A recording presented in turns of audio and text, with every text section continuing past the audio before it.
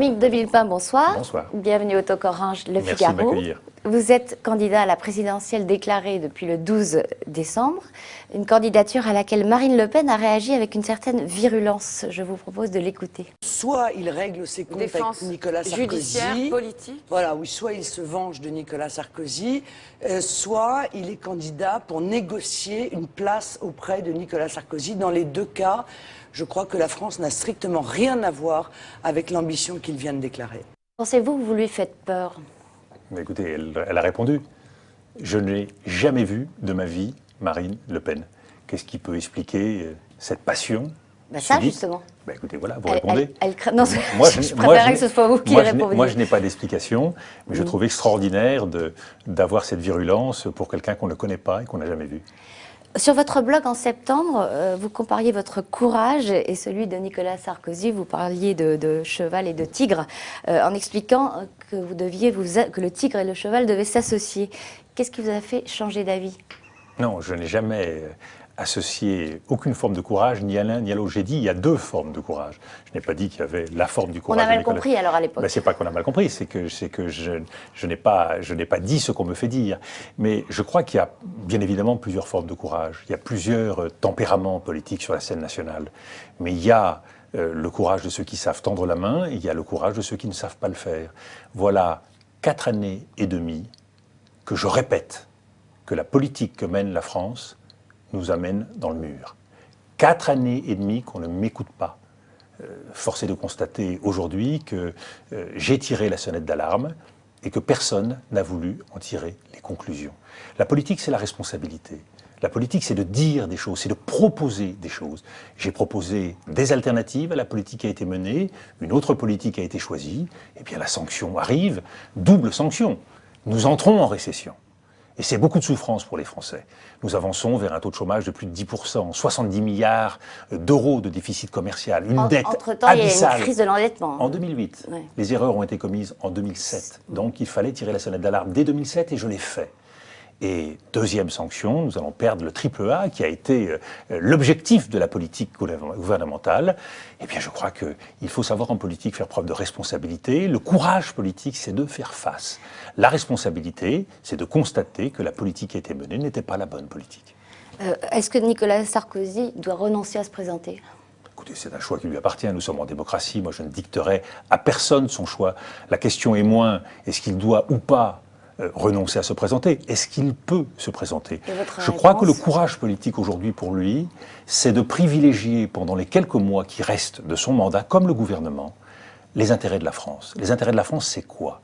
C'est de constater la gravité de la situation. Quand j'étais Premier ministre et que j'ai fait face à la crise des banlieues, j'ai décrété l'état d'urgence. Aujourd'hui, il y a un état d'urgence économique, financier et social. Le courage politique, la responsabilité de Nicolas Sarkozy, c'est de décréter l'état d'urgence économique, de rassembler l'ensemble des forces de notre pays pour agir pendant les mois qui lui restent et éviter que les choses ne se dégradent. Il y a 3 décisions qu'on peut prendre rapidement. Défendre la souveraineté française. Ça veut dire quoi? Ça veut dire renationaliser la dette, faire un grand emprunt national pour que les Français redeviennent propriétaires d'une partie de leur dette. La deuxième chose qui me paraît essentiel, c'est d'adopter un code de discipline, et en particulier en matière financière. Il a essayé avec la règle d'or. Il a essayé, mais il ne suffit pas d'essayer en politique, il faut aboutir.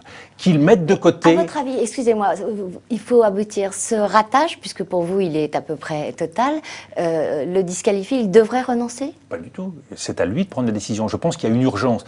Quand vous êtes aux affaires, vous devez penser, quand vous êtes capitaine d'un navire et que le bateau coule, vous devez penser à vos passagers. Alors qu'il a, est-ce qu'il peut encore redresser la barre? S'agissant de son bilan personnel. D'abord, dans ce qu'il peut faire immédiatement, faire adopter un code de conduite en matière financière et faire en sorte que... La gauche le refuse. Une règle... Oui, mais qu'il prenne en compte les objections de la gauche, qu'il renonce à la formulation telle qu'il l'avait fait, qu'ils se mettent autour d'une table avec les uns avec les autres et adoptons ensemble une règle constitutionnelle qui aille à la gauche et qui aille à la droite, que la gauche laisse la politique politicienne de côté, et je crois qu'elle en est capable à cette heure, ça me paraît essentiel. Et enfin, parce qu'il ne suffit pas de faire cela, il faut redonner de la compétitivité à l'économie française, faisons en sorte de changer notre fiscalité, de réduire le coût du travail, ça veut dire adopter une TVA, environnement, emploi et exportation pour que les Français puissent lutter à armes égales avec leurs concurrents.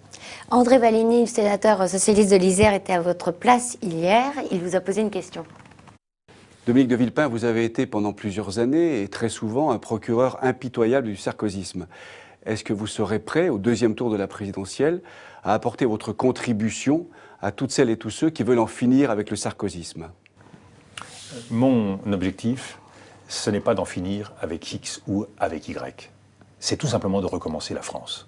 Le combat politique, c'est pas un combat d'hommes, c'est pas un combat contre une idéologie. Nicolas Sarkozy a représenté un espoir en 2007. Cet espoir, malheureusement, il ne s'est pas concrétisé. Je ne mène pas un combat contre Nicolas Sarkozy et je l'ai prouvé dans ma chair, puisque pendant 6 ans, Nicolas Sarkozy m'a accusé de choses que je n'avais pas faites et que j'ai décidé de tourner la page. Pas de ressentiment, pas de rancœur, oui, un vrai combat politique pour le service des Français. Et donc ça n'a rien à voir avec un jugement définitif sur Nicolas Sarkozy, l'histoire s'en chargera. Ce qui compte pour moi, c'est que la politique pour les Français nous sorte de cette souffrance, de ce cercle vicieux dans lequel nous sommes. Si néanmoins vous n'étiez pas au deuxième tour en 2012, vous ne donneriez aucune consigne de vote? Mais quand vous vous engagez pour un combat, quand vous participez aux Jeux Olympiques, quand vous faites une Coupe du Monde, vous n'envisagez pas de laisser votre place pour X ou pour Y. Le combat politique, c'est pas pour moi un combat d'arrière-pensée. On l'a souvent dit, c'est ma première élection. Je vais non seulement y prendre du plaisir, mais je vais y mettre toute ma conviction, toute mon ardeur. Et ce qui compte pour moi, c'est que le combat qui soit mené soit un combat positif au service des Français. Donc je ne suis pas là à faire de l'arithmétique électorale. Vous savez, où en seront les grands candidats au mois de janvier? Où sera Nicolas Sarkozy? Est-ce qu'il sera candidat? Où en sera François Hollande? Pas sûr. Où en sera, mais je n'en suis pas sûr, où en sera François Hollande? Vous avez d'un côté un candidat qui vous propose aujourd'hui la fuite en avant, continuer comme si de rien n'était, comme si tout allait bien.